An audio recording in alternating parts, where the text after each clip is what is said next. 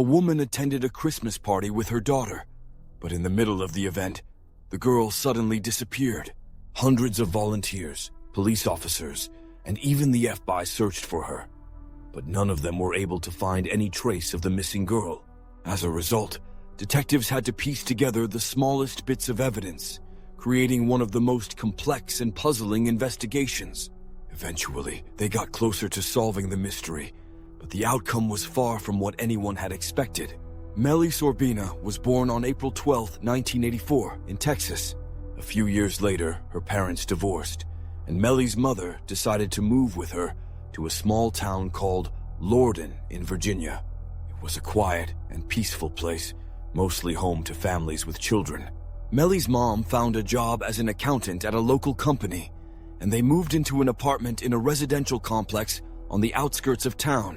The complex consisted of several small apartment buildings, and one of its main advantages was that management regularly organized various events for residents and their children.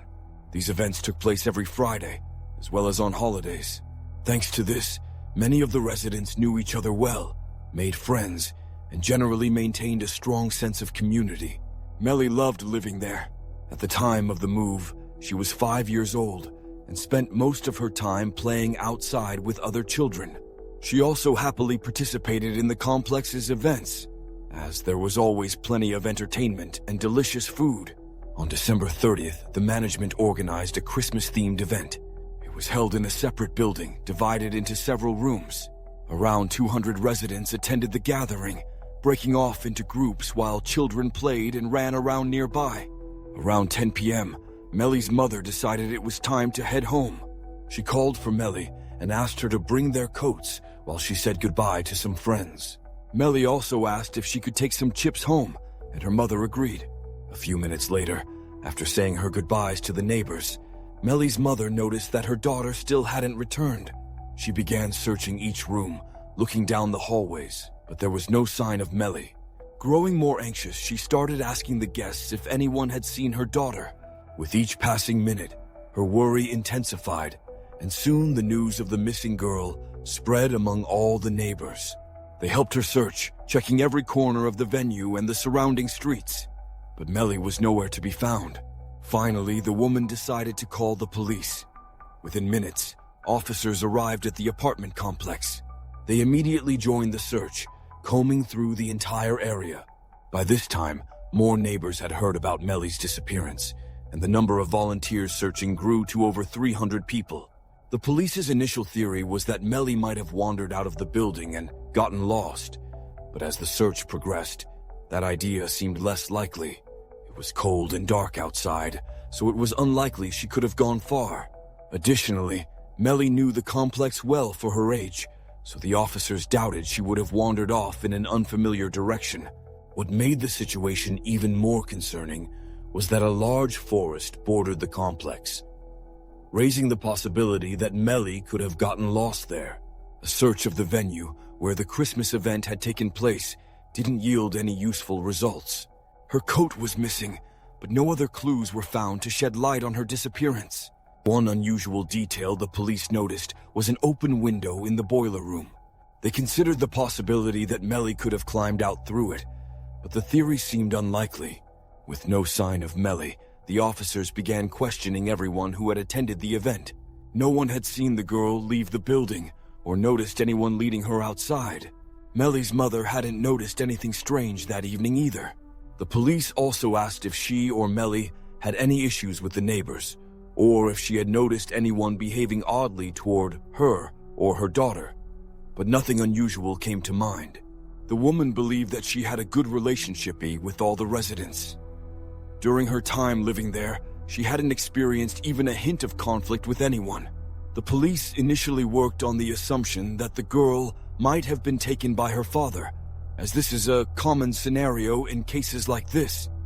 However, they quickly determined that the man was in Texas at the time, making it physically impossible for him to be in another state. With no other leads, the police decided to widen the search area. Some officers were sent to comb through the nearby woods, while others began a detailed search of all the surrounding buildings. Despite it being nighttime, hundreds of local volunteers continued assisting the police in their search for the girl. Unfortunately, the efforts yielded no results. There were no traces of Melissa, neither in the woods nor in any of the numerous buildings around the complex. After this, the police dismissed the volunteers and decided to knock on every apartment door. The complex housed about 400 people, and that night, the officers spoke to each of them. No one had any idea where Melissa could have gone. The investigators asked the residents to recall any strange or suspicious events, no matter how unrelated they might seem to the girl's disappearance. This is when they received their first interesting lead. Several women reported that on the night in question, one of the complex's workers, a man named Caleb Hughes, had been acting inappropriately. He had tried to flirt with them and made crude, suggestive remarks, even though most of these women were at the event with their husbands. The 23-year-old man also raised concerns among the parents, who felt he was paying an unusual amount of attention to their children during the event. After hearing numerous complaints, the police followed up with one of the women, asking if she had noticed any odd behavior from Hughes. She recalled that during the event, he approached her several times, starting conversations about her daughter. He had even offered to take Melissa to the restroom so that she wouldn't have to leave the celebration herself. The investigators found this suspicious and decided it was time to question him. However, Hughes was nowhere to be found, so the police decided to visit his home. He lived just a few miles from the complex, but when the officers knocked on his door, he wasn't there either. Instead, it was his wife who answered, telling the officers that he hadn't returned home that evening. The police left but came back a few hours later, and by that time, Hughes had returned. He claimed he got home around 12:30 a.m. The police quickly calculated that Hughes had left the residential complex 2.5 hours before he returned home. This was suspicious, as the drive from the complex to his house should have taken no more than 10 minutes. Hughes explained that he took a long detour to stop by a store to pick up alcohol, but the police were highly skeptical of his story. First, even a trip to a store wouldn't explain the nearly 3-hour delay. Second, the state had laws prohibiting alcohol sales after midnight. When asked for a receipt, Hughes couldn't provide one. All of this appeared highly suspicious. The police then asked him to hand over the clothes he had been wearing that night. Once again, something seemed off. Hughes told them he had thrown everything into the washing machine as soon as he got home. Despite this, the police convinced him to hand over his clothing. To their surprise, they discovered that Hughes had also washed his shoes along with his clothes. But that wasn't the strangest part. The soles of the shoes had been partially cut off, and with his clothes, they also found a sheath for a large knife and a leather belt. When the police asked where the knife was, Hughes claimed he couldn't remember. Armed with this information, the investigators started to seriously suspect that Hughes was involved in Melissa's disappearance. They took his clothes and sent them to the lab for analysis. Forensics applied luminol to his shoes, a chemical that reveals traces of blood even after cleaning. Under the luminol, the shoes lit up with traces of blood. However, the experts were unable to collect a usable sample for DNA testing, as the washing had destroyed most of the evidence. Detectives returned to Hughes' home and took him into custody for questioning. During an extensive interrogation, Hughes stuck to his story, despite all the inconsistencies and suspicious evidence. He continued to insist that he had no idea who Melissa was, what she looked like, or what had happened to her. The police knew he was lying, as multiple witnesses, including Tammy, had seen him playing with Melissa and other children earlier that evening. When the detectives confronted Hughes, stating, "We know what you did," the man calmly responded, "Prove it." Despite their confidence, the police lacked enough solid evidence for an arrest, so Hughes was released. The following day, investigators intensified their surveillance operation, hoping to either catch Hughes in a slip-up or find some crucial evidence. That morning, they decided to speak with Hughes' wife without him present, and she revealed some very telling details. According to her, their relationship had been troubled for some time, and she didn't trust him. The day he went to a Christmas event, she had checked the mileage on his car before he left. After he returned, she did the same and noticed that Hughes had driven an additional 12 miles, 19 kilometers. This was important for the police for two reasons. First, the distance didn't match his story of just a quick trip to the store that supposedly took him 2.5 hours. Second, they now had a rough estimate of the area where Hughes might have taken Melissa.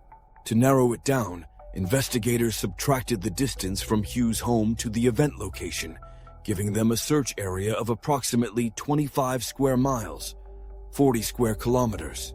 To cover this massive area, the police enlisted volunteers, called in helicopters, planes, and even divers to search nearby bodies of water. Around 400 volunteers joined the search effort, and Melissa's father, who had flown in from out of state, also helped. Additionally, the police printed thousands of flyers with Melissa's information, hoping to inform as many people as possible about the missing girl.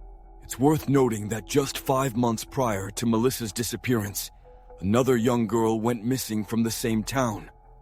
Sadly, her body was found, but police were never able to identify her killer. As the large-scale search began, a team of forensic experts moved in to thoroughly inspect the residential complex where Hughes lived. As we recall, the only thing the police initially noticed was an open window in the boiler room. Investigators took a closer look and found something interesting. Beneath the window, on the outside, there was a barely visible footprint, an adult-sized shoe print.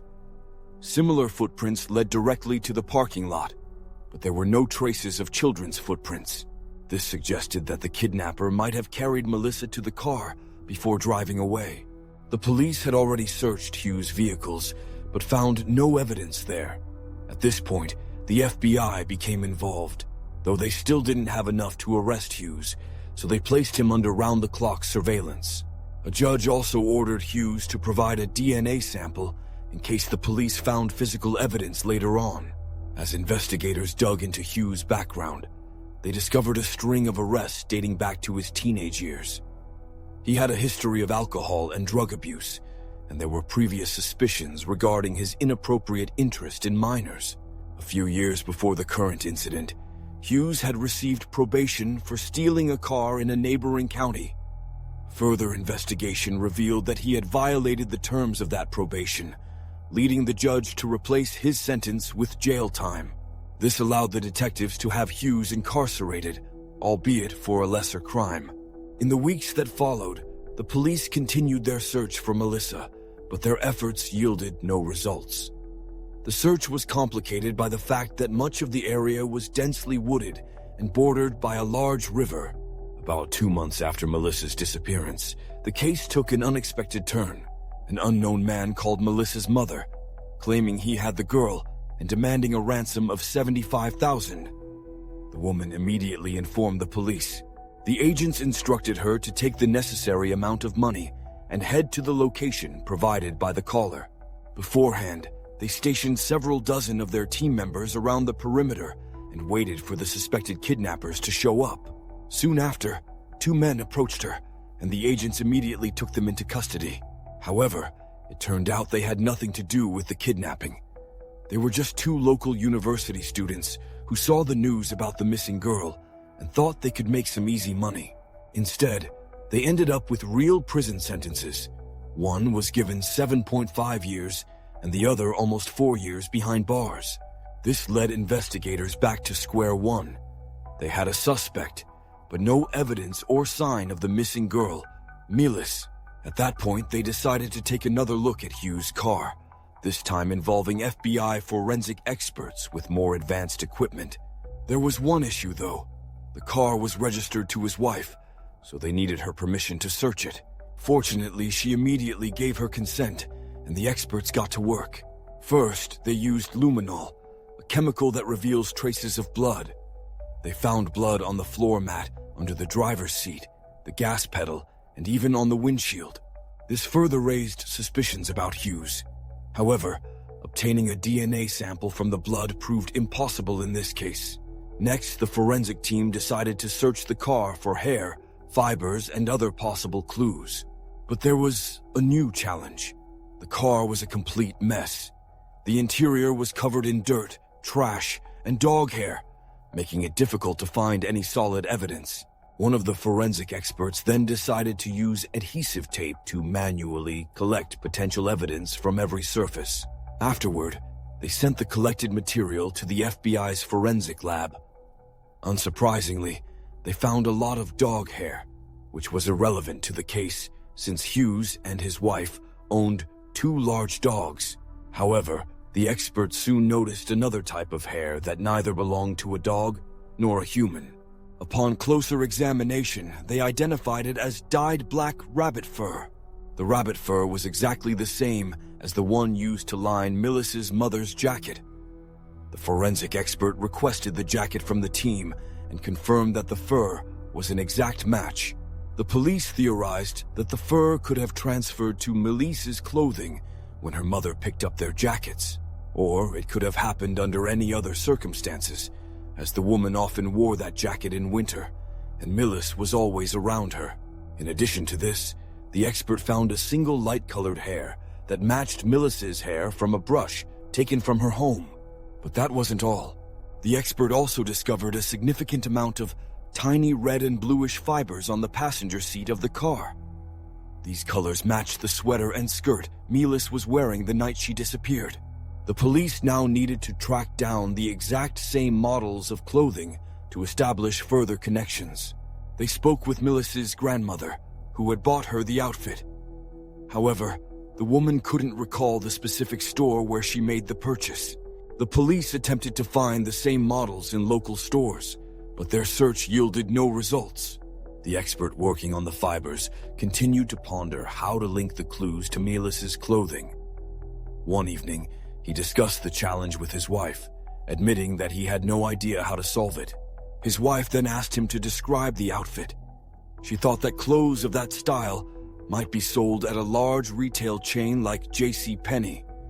Being a mother of several children, she frequently shopped there herself. What's more, she had kept hundreds of catalogs from the store over the years, so she began combing through them. Sometime later, she came across a catalog released just before last Christmas.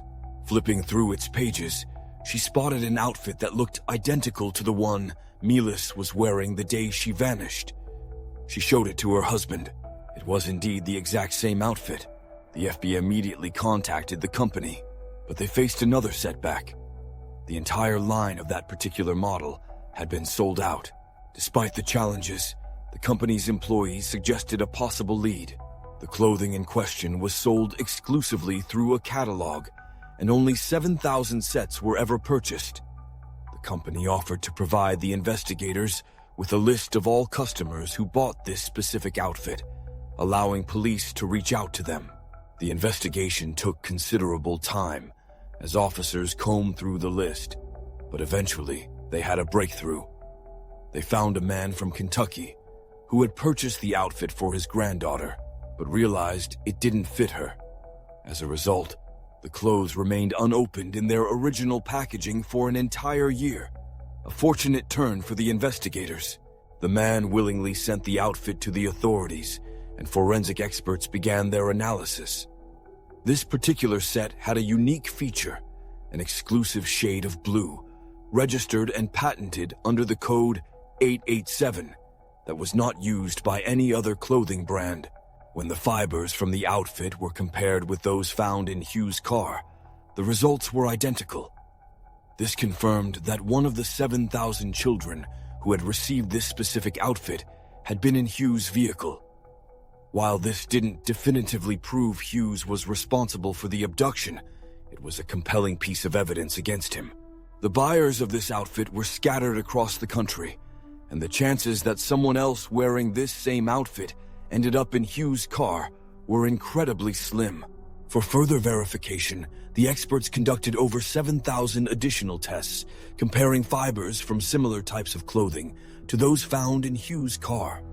Out of all the samples tested, none matched as closely as the fibers from the specific outfit purchased from that catalog. The match was 100%. This ruled out any possibility that someone wearing a similar material had been in Hughes' car. It had to be that exact outfit. Despite this significant breakthrough, detectives still faced a challenging situation. They knew the fiber evidence, while strong, could be considered circumstantial, even when combined with other findings, such as blood traces on Hughes' shoes and inside his car. But with no other leads, they decided to charge Hughes with the abduction. The prosecution believed that, based on the blood evidence, the girl was no longer alive. The fibers found on the passenger seat suggested that Hughes may have forced her to remove her jacket, which pointed toward a darker motive. According to investigators, the man approached the girl when she went to retrieve jackets at her mother's request. Using some pretext, he lured her into the boiler room, from where he carried her out through a window and took her to his car.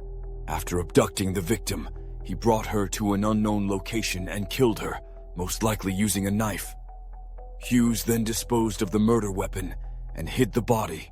This process took several hours, explaining his long absence. After the crime, he attempted to clean the blood from his car and clothes and even cut off parts of his shoe soles that had been most stained. Finally, the police decided to subject him to a polygraph test, hoping that combined with the other evidence, Hughes would confess.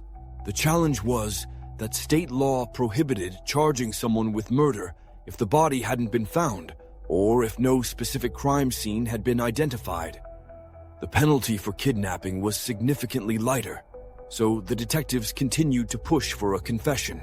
During the polygraph, Hughes gave deceptive answers to almost all key questions, but continued to insist on his innocence. With no other options, the detectives handed the case over to the courts, charging Hughes with kidnapping.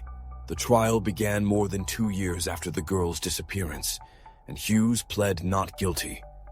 His defense lawyer attempted to argue that the evidence presented was circumstantial, but the prosecution's arguments had a greater impact on the jury. After 7 hours of deliberation, they found Hughes guilty, and he was sentenced to the maximum penalty, 50 years in prison. Since then, he has remained behind bars, still denying any involvement in the girl's disappearance. The police made several attempts to locate her body, but none were successful. 4 years after the trial, an employee of an energy company found a red piece of clothing in a lake, an area that had previously been part of the search efforts. Investigators immediately sent divers to the location, but once again, they failed to find the girl's body. 8 years after her disappearance, the girl's mother remarried and raised 4 children with her new husband. Although she took her new husband's last name, the woman continued to use her previous surname in certain records, just in case Melissa was still alive and tried to find her. As for Hughes, his story didn't end there. On August 2nd, 2009, he was released early for good behavior, having served just over half of his sentence. At the time of his release, he was 53 years old and has been living freely for the past few years. Melissa is still officially listed as a missing person, as her murder was never proven. However, almost no one believes she could have survived all these years.